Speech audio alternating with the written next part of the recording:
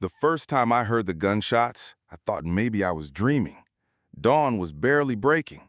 The mist still hung heavy over the marshes, and the low, mournful call of a mallard echoed from somewhere near the river bend. This land, my land, had always been more sanctuary than hunting ground. True, it had been in my family for 3 generations, originally purchased for sport, but over time, we grew into guardians of it, especially during the breeding season. No bird was to be touched, no duck harassed, no intruder tolerated when spring returned and the air buzzed with life. So when the thunder of shotguns rattled through the air, my heart slammed against my ribs. I threw on my boots, grabbed my binoculars, and bolted from the cabin perched on the edge of the marsh. The air smelled of gunpowder, the kind of smell that had no right being here. Not now, not in April when new life was just unfolding. And that's when I saw her, Karen. Her bleach blonde helmet of hair was unmistakable, even from a distance. She stood brazenly in the shallows with a shotgun slung over her shoulder, barking orders to a cluster of her so-called hunting club friends. The HOA president, who had made my life a circus of petty notices and fines, complaints about my fences, my cabin's rustic paint, even the placement of my weather vane, was now trespassing with a small army of weekend warriors. She laughed as one of them fired again, scattering a flock of wood ducks that had just lifted into the air. Every no trespassing sign I'd nailed to the oaks, every warning about breeding season, every conversation with her about respecting boundaries, all ignored. I gritted my teeth so hard my jaw popped. This wasn't just trespass, this was desecration. I stalked closer through the reeds, my boots sinking into the damp earth, my camera phone recording as I went. When I finally stepped into view, my voice cut through the smoke like a blade. "You have 5 seconds to lower those guns before I call the sheriff." Karen turned slowly, almost theatrically, and smirked. "Oh, it's you again, always so dramatic. Don't you realize this land is part of the community now? The HOA voted on it." I nearly laughed in disbelief. Voted? You can't vote away private property rights. This has been my family's sanctuary for 70 years. You're trespassing and you're poaching during breeding season. One of her companions, a red-faced man with a vest stuffed full of shells, chuckled. "Relax, pal. We're just thinning the flock. There's plenty to go around." My hands tightened into fists. These weren't hunters. They were vandals with licenses. And Karen, standing smug with her clipboard of HOA bylaws as if they outweighed state and federal wildlife protections, was their ringleader. I pulled out my phone and started dialing the game warden's direct line. But Karen stepped closer, her perfume wafting sharp and sour even over the marsh stink. "You think anyone's gonna take your word over mine? I'm the president of this community. I can fine you for harassing residents, for restricting access. Keep this up and you'll regret it." For a moment, I almost lost control. Almost told her that regret was exactly what was waiting for her. But instead, I let her arrogance run its course. I slid the phone back into my pocket as if conceding. "Fine," I said quietly, my voice steady, though my blood boiled. "Enjoy your hunt. Just remember, I warned you." Her laughter followed me all the way back to my cabin. But warnings mean little to people like Karen. Action, evidence, exposure, humiliation, that's what cuts deeper than any fine or law. And I already had a plan forming. That night, I sat by the firelight reviewing the footage I had captured. The ducks scattering in panic, the barrels smoking, the smirk plastered across Karen's face as she announced her imaginary HOA rights. My chest tightened at the sight of a drake falling from the sky, lifeless during what should have been his time to guard a nest. The violation felt personal. I sent copies of the footage to the State Wildlife Division and to the local sheriff, who happened to be a childhood friend of mine. But that was step 1. People like Karen survive fines. They spin excuses. They even bully their way through hearings. No. If I wanted real revenge, I had to orchestrate something that stripped her of power, pride, and every shred of control she thought she had. The following morning, before the sun had risen, I set motion sensor cameras all across the marsh and river edges. Every blind, every trail she might slink through, every hollow where her so-called club might lurk, it was covered. The lenses were invisible, buried in reeds and disguised as knotholes in trees. No step she took on my land would escape me.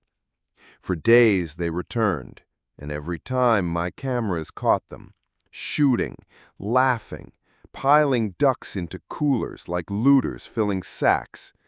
I never confronted them again, not yet, because patience is the hunter's greatest weapon. The trap I was setting wasn't made of steel or teeth. It was made of evidence, of timing, and of a stage so public Karen couldn't wiggle her way out. And that stage would come soon, during the community's annual Spring Nature Festival. Every year, I hosted a tradition passed down from my father and his father before him, the duck release. Injured or orphaned ducks rescued during the year were reintroduced to the wild, a celebration of preservation and balance. Families came, children clapped, reporters sometimes covered it. It was wholesome, pure, and the perfect contrast to Karen's cruelty. If I timed it right, she would fall into her own snare. I began calling the local news station, inviting them to cover this year's festival. I told the wildlife division when the event would be, and then I waited, nursing my rage like an ember I knew would blaze at the right moment. Karen thought she had the upper hand, that she could bend rules because she wore the HOA crown. But what she didn't know was that nature has a way of balancing itself. Predators who kill without purpose eventually starve. Parasites who drain the system eventually get burned off. And Karen, she had no idea that she was already walking straight into the hunt of her life. The morning of the Spring Nature Festival dawned crisp and bright, the kind of day where sunlight seemed to make every leaf glow and the marsh rippled like liquid gold. Families began arriving early, children tugging at their parents' hands, eager to see the ducks that would be released back into the wild. They didn't know the full weight of what this event would carry, not yet. For them, it was about laughter, wildlife, and learning. For me, it was about justice. I had prepared everything meticulously. The pens holding the rescued ducks stood near the water's edge, draped with burlap to shield the birds from stress. Volunteers bustled about, setting up tables of lemonade and cookies. A stage had been set, quite literally, with microphones wired for speeches. And in the shade of a nearby oak, a small crowd of reporters gathered with their cameras, not yet aware of the story I was about to hand them. But the most important guests of all were already in place. 2 uniformed wildlife officers and my friend, Sheriff Dalton, who had agreed to come after seeing the evidence I'd collected. Their unmarked trucks sat quietly behind the tree line, ready to roll in the moment I gave the signal. And as if on cue, the sound of loud voices and heavy laughter drifted from the path. Karen had arrived. She didn't come alone.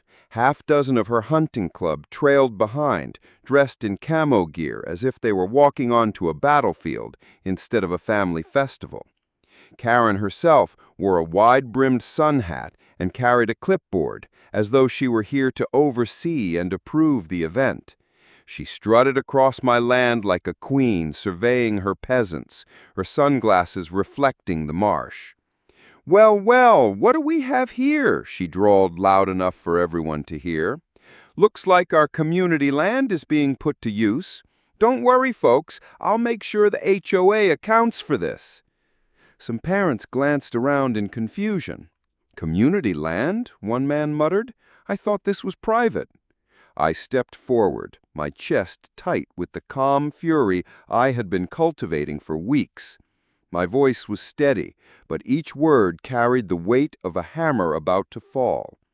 "You're correct. This land is private. It's been in my family for 70 years, and today it will prove exactly how much damage trespassers can do when they think rules don't apply to them." Karen tilted her head back and laughed, the sound grating. "Oh, don't be dramatic. What damage? It's just ducks. They're practically vermin. Honestly, we've been helping by controlling the numbers." That was her mistake, saying it in public, saying it with cameras rolling. I nodded to one of the volunteers, who tapped the projector we'd set up for a slideshow about conservation. Instead of the gentle photographs of ducklings we had planned, the screen lit up with something far more brutal: footage from my hidden cameras. The crowd gasped. There, clear as daylight, was Karen and her friends in their camouflage, blasting into flocks of ducks. Video after video showed them trespassing, laughing as they stuffed coolers with carcasses, ignoring the no trespassing signs nailed to trees. One clip even caught Karen bragging, "The HOA voted, so this is ours now." The murmurs in the crowd swelled into outrage. Mothers shielded their children's eyes from the sight of lint ducks spilling from Karen's cooler. Fathers muttered curses. Reporters scribbled furiously while cameras zoomed in on every damning frame. Karen's smirk faltered, her face paling beneath the brim of her hat. "Turn that off. You can't show that without permission. This is taken out of context." But it was too late. Sheriff Dalton stepped forward, his badge gleaming in the sun. "Actually, ma'am, this is more than enough context. Trespassing, illegal hunting during breeding season, wanton waste, and falsifying HOA authority to justify it. That's a stack of charges high enough to bury you." The wildlife officers joined him, reading off the list of fines and potential jail time. One by one, Karen's hunting companions tried to back away, but the officers were already moving to detain them. The coolers filled with slaughtered ducks were confiscated as evidence. Karen's voice broke into a shrill scream. "You can't do this! I'm the president of the HOA! I'll sue every one of you! I'll have your badge, Sheriff! Do you hear me? You can't humiliate me like this!" But humiliation was exactly what unfolded. Reporters swarmed, microphones shoved toward her as the cameras captured every frantic word. Families jeered, some shouting, "Shame!" while others simply shook their heads in disgust. A little girl clung to her mother's leg, whispering, "Why would she hurt the mommy ducks?" And that single innocent question cut deeper than any punishment ever could. The sheriff signaled, and Karen was led away, her wrists bound, her sun hat toppling into the mud as she struggled. The queen of the HOA was reduced to a spectacle, and not the kind she could spin into victory. I took the microphone and let the silence settle. My voice was steady, but fire burned beneath each syllable. This land is not a playground for greed. It's not a trophy cabinet for egos. It's a sanctuary. These birds return here every year because they trust it's safe. My family has protected them for generations, and I'll be damned before I let anyone, HOA president or not, destroy that. The applause rose like a storm, thundering across the marsh. The reporters didn't need more. They had their headline, their scandal, their footage of Karen being escorted out in disgrace.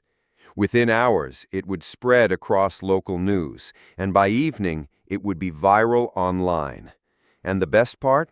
The HOA itself couldn't shield her. In fact, her arrogance had dragged them into the spotlight, forcing the community to distance themselves. By the end of the week, she was stripped of her presidency, hit with thousands in fines, her hunting license permanently revoked. Her so-called friends abandoned her, some turning state's evidence to save themselves. Justice was swift, but revenge, that came in layers. I didn't just take away her title. I took away her image, her pride, her illusion of control. She had walked into my land thinking herself the hunter, the authority, the one above rules. And in the end, she became the hunted, trapped by her own arrogance and devoured by her own hubris. As the festival concluded, we released the ducks into the marsh. Wings flapped, water splashed, and cheers erupted as the birds soared free into the sky. For every one Karen had stolen, another took flight. Life prevailed. Balance was restored.